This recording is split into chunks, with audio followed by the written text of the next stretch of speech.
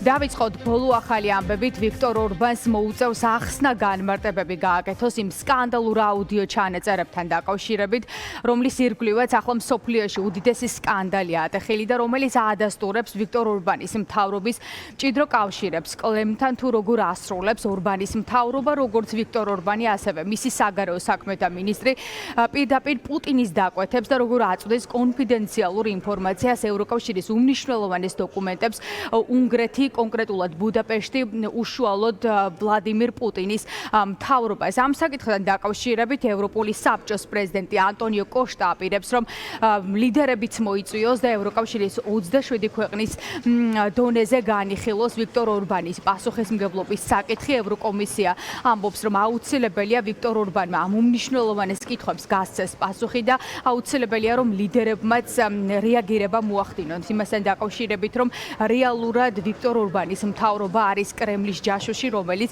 კონფიდენციალურ ინფორმაციას აწვდის რუსეთს და რომელიც წინასწარ ამზადებს, ასე ვთქვათ, რუსეთს, კონკრეტულად რა სანქციებზე მუშაობს ევროკავშირი, როგორ აპირებდნენ, ასე ვთქვათ, რუსეთისთვის პასუხის გაცემას მის აგრესიასთან დაკავშირებით უკრაინაში, ამიტომაც ახლა ევროკავშირი გადადის მოქმედებაზე. ევროკავშირთან ერთად უკვე რეაგირება მოახდინა მათ შორის ევროპარლამენტმა სულ ცოტა ხნის წინ ევროპარლამენტარების ჯგუფმა წერილიც კი გაუგზავნეს რობერტა მეცოლას, ევროპარლამენტის პრეზიდენტს. ამ წერილის მთავარი მოთხოვნა არის ის, რომ ევროპარლამენტშიც უნგრელ დეპუტატებს, ასე ვთქვათ, შეეზღუდოს წვდომა სენსიტიურ და კონფიდენციალურ ინფორმაციასთან დაკავშირებით, ამიტომაც ახლა ევროკავშირი ცდილობს, რომ როგორც ევროპარლამენტის დონეზე, ასევე ევროპული საბჭოს დონეზე, ასე ვთქვათ, უნგრეთი და უნგრელი ლიდერები, უნგრელი დეპუტატები სრულ იზოლაციაში მოაქციონ. საგამოძიებო ჟურნალისტიკის ის დამატებითი მასალა, რომელსაც თქვენ ახსენებთ, ხაზს უსვამს შემაშფოთებელ შესაძლებლობას, რომ წევრი ქვეყნის მთავრობა კოორდინაციას უწევდეს რუსეთს და ამგვარად აქტიურად მოქმედებდეს ევროკავშირისა და მისი ყველა მოქალაქის უსაფრთხოებისა და ინტერესების წინააღმდეგ. აქედან გამომდინარე, ეს უკიდურესად შემაშფოთებელია და შესაბამისი წევრი ქვეყნის მთავრობის მოვალეობაა დაუყოვნებლივ წარმოადგინოს განმარტება. პრეზიდენტი ამ საკითხს ლიდერების დონეზეც წამოჭრის. Raise the issue at leaders level. ვიქტორ ორბანი ახლა ძალაუფლების შენარჩუნების ბოლო დღეებს ითვლის, ზუსტად 2 დღე რჩება ისტორიულ არჩევნებამდე უნგრეთში, რომელმაც შესაძლოა გეოპოლიტიკური ბედი შეცვალოს მათ შორის ევროპის, არა მხოლოდ უნგრეთის და ახლა საინტერესოა რა არჩევანს გააკეთებს უნგრელი ხალხი. პრაქტიკულად შეიძლება ითქვას, რომ ახლა უნგრეთში წყდება დასავლეთისა და ბედი, რომელ მიმართულებას აერჩევს უნგრელი ხალხი, რუსეთს თუ ევროკავშირს, სწორედ რეფერენდუმს უწოდებს ოპოზიციური პარტიის ლიდერი პიტერ მაგიარი, რომელიც არის, ასე შეიძლება ითქვას, ორბანის ერთადერთი კონკურენტი, რომელიც წინასწარი მონაცემებით ლიდერობს დაახლოებით 8-10% და პიტერ მაგიარი არჩევნების წინ გაკეთებულ ექსკლუზიური ინტერვიუში ამბობს, რომ ეს არის რეფერენდუმი, რადგან არა მხოლოდ ოპოზიციურ ამომრჩეველს, მათ შორის არც ფიდესის ამომრჩეველს არ სურს, რომ დღეს უნგრეთი იყოს რუსეთის მარიონეტი და უნგრეთის ბედი, როგორც თავად ამბობს, არის ევროკავშირში და ევროპული მიმართულება უნდა გააგრძელოს. პიტერ მაგიარი ამომრჩეველს არაერთ დაპირებას აძლევს, არა მხოლოდ ეკონომიკურ წინსვლას, რადგან ორბანის მმართველობის პირობებში ქვეყნის ეკონომიკური ზრდა მნიშვნელოვნად არის შეჩერებული და პიტერ მაგიარი ხალხს პირდება როგორც ეკონომიკურ ზრდას, ასევე ევროკავშირში დაბრუნებას, მაშინ როდესაც ვიქტორ ორბანი ხალხს მხოლოდ და მხოლოდ ომის შიშით კვებავს და ჩვენ კარგად ვიცით, როგორ იყო ვიქტორ ორბანის საარჩევნო კამპანია. ის ამომრჩეველს ეუბნებოდა, რომ თუ ისინი ოპოზიციური პარტიის ლიდერს პიტერ მაგიარს აირჩევდნენ, უნგრეთი უკრაინის ომში ჩაებმებოდა.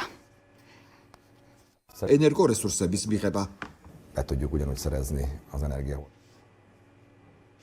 უნგრელი ამომრჩევლის პოზიცია ახლა ორად არის გაყოფილი. ნაწილი ფიქრობს, რომ ვიქტორ ორბანის მმართველობა უნდა დაასრულდეს, რადგან 16 წლის განმავლობაში ორბანის მთავრობას უნგრელი ხალხისთვის კორუფციის გარდა არაფერი მოუტანია, მათ უღალატეს უნგრელი ხალხის ინტერესებს და ვიქტორ ორბანმა უნგრეთი ევროკავშირშიც კი ევროპულ სახელმწიფოებში იზოლაციაში მოაქცია. ამიტომაც ვიქტორ ორბანის მოწინააღმდეგეები ფიქრობენ, რომ აუცილებელია მისი მმართველობა დასრულდეს.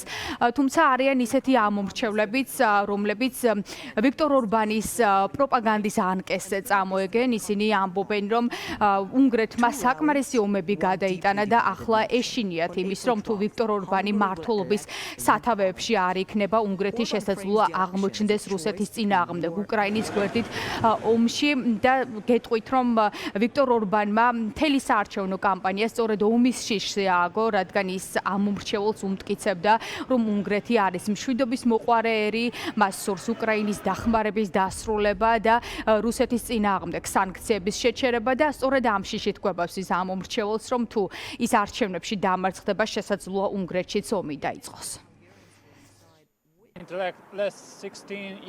მმართველი პარტიის ფიდესის მმართველობის 16 წლის განმავლობაში მათ ხელში ძალიან დიდი ძალაუფლება მოექცა. ისინი ყველაფრის მაკრომენეჯმენტს ეწევიან უნგრეთში. ვგრძნობ, რომ ეკონომიკური მდგომარეობა აღარ არის სტაბილური და ამ მხრივ ცვლილებებს ვისურვებდი.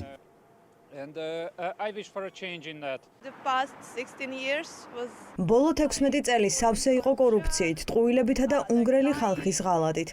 ვფიქრობ, ისინი ზედმეტად დიდხანს დარჩნენ ხელისუფლებაში და ცვლილებები აუცილებელია. ამ უიღბლო ქვეყანამ უკვე გადაიტანა ორი მსოფლიო ომი. მოდით მესამეშიც ნუ ჩავებმებით. სანამ ვიქტორ ორბანია პრემიერ-მინისტრი, შეგვიძლია დარწმუნებულნი ვიყოთ, რომ ამ საშინელებას თავიდან ავიცილებთ.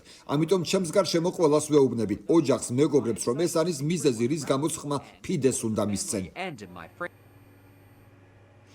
ოპოზიციური პარტიის ტისას ლიდერი მაგიარი პრაქტიკულად არის 16 წლის განმავლობაში ორბანის ერთადერთი და ყველაზე ძლიერი კონკურენტი და სწორედ მაგიარის გამოჩენის შემდეგ გაჩნდა მოსაზრება უნგრეთში, რომ შესაძლოა ვიქტორ ორბანის 16 წლიანი მმართველობა დასრულდეს. წინასწარი მონაცემები ასეთია, დაახლოებით 8%-ით ლიდერობს პიტერ მაგიარი, მისი პარტია ტისა, თუმცა შესაძლოა აბსოლუტურად სხვა შედეგი დადგეს არჩევნებზე, რომელიც კვირას გაიმართება და რომელიც იქნება ყველაზე მნიშვნელოვანი არჩევნები უნგრეთის ისტორიაში, რადგან უნგრეთმა ახლა უნდა აერჩიოს, გააკეთოს არჩევანი რუსეთს და ევროპას შორის იმ ფონზე, როდესაც ვიქტორ ორბანი გაეხვა არერთ საერთაშორისო სკანდალში და უკვე საკმარისი მეტი მტკიცებულება არსებობს, რომ ის არის ვლადიმირ პუტინის მარიონეტი, ის პირდაპირ პუტინის დაკვეთებს ასრულებს ევროკავშირში და მიზანმიმართულად ბლოკავს როგორც სანქციებს, ასევე უკრაინის ევროინტეგრაციის პროცესს. არ არის გამორიცხული, რომ ამ სკანდალურმა აუდიო ჩანაწერებმა მის რეიტინგზე სერიოზული ზეგავლენა მოახდინოს.